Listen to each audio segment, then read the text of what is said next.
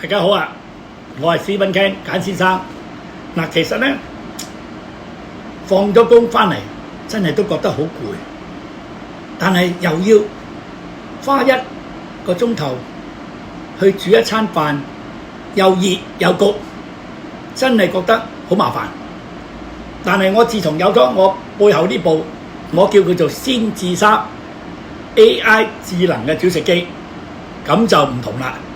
我可以大大減曬我煮飯嘅時間，佢只要用3分鐘就可以同我做好3個唔同嘅餸菜啊！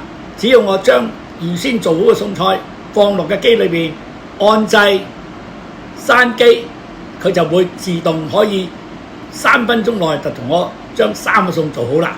嗱，其實我而家咧已經將嗰啲餸咧一早放咗落個機度，而家係已經係做好咗噶啦。咁我已經係將佢攞咗出嚟放咗落台面。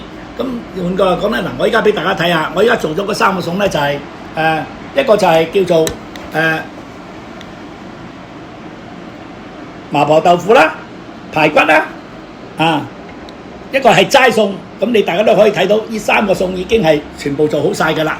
咁換句話講，嗱，如果大家對呢部智3先 AI 智能煮食機有興趣咧，嗱，記得啦，點讚、留言、分享，話俾我聽你哋嘅感受點樣啊！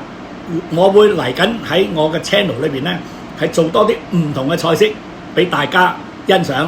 如果大家有興趣，亦都可以話俾我聽，你想嚟親身睇睇呢部機點樣係煮3分鐘煮到食嘅出嚟嘅，就記得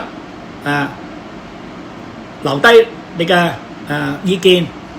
我係 Stephen Ken 簡先生，謝謝大家。